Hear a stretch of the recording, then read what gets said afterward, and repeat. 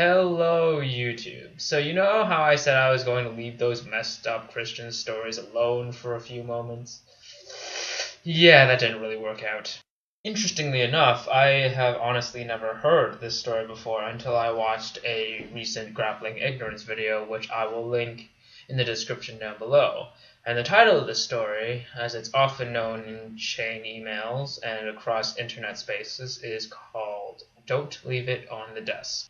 In a university somewhere, with a random generic professor who taught religious studies, there was a guy in his class named Steve, who was a very athletic student and got really good grades in his class. The professor, on the last day of class, brought in a box of donuts and asked the class if they wanted some. So the professor went up to Steve and said, "Steve, do you want a donut?" And Steve said yes.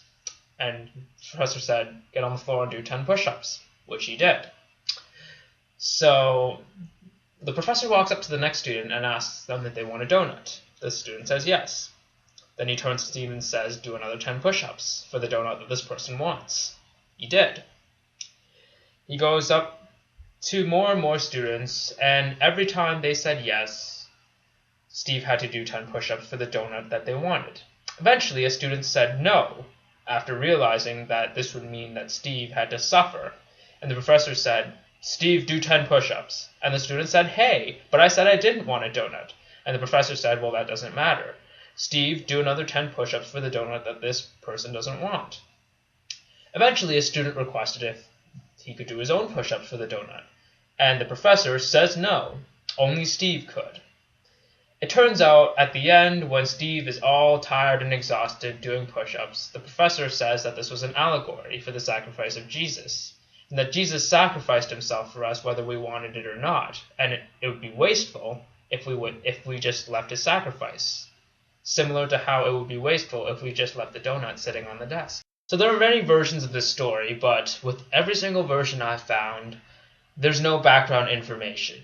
Like, there's no time, no place. All we were given are the names of the student, not even last names, and just the name of the professor, who could be anyone.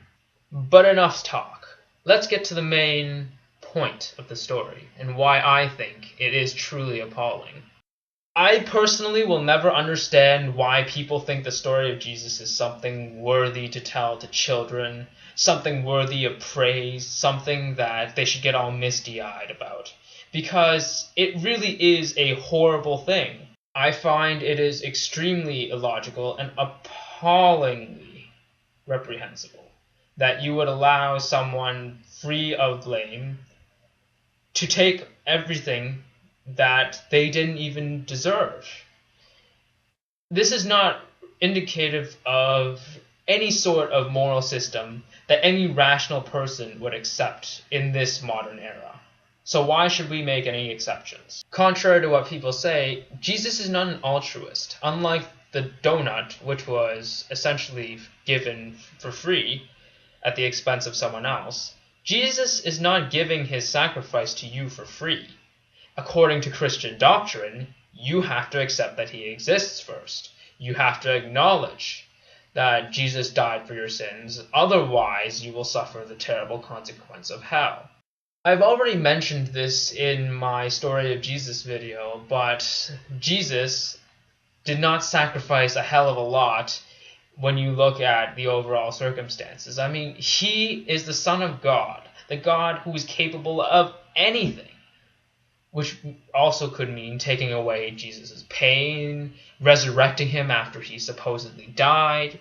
So in hindsight, the sacrifice of Jesus seems really trivial compared to just any amount of human suffering. But the biggest problem I have with this is that this analogy isn't even accurate.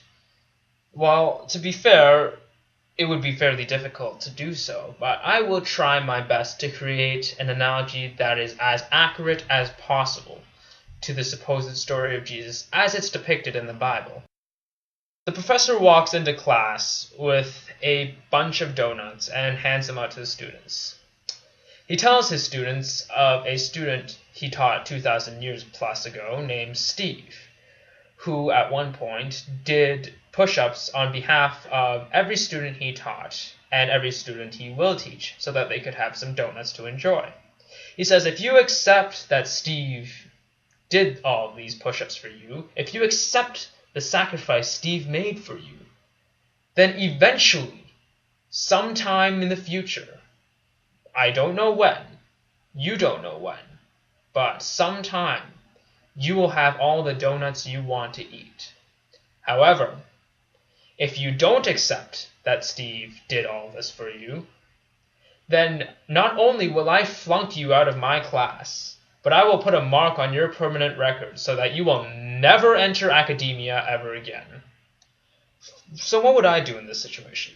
Well, first of all, I'd ask the professor if he was bullshitting me, because there's no evidence to suggest that Steve ever existed in the first place, let alone did all this stuff just for me to enjoy all the donuts in the world.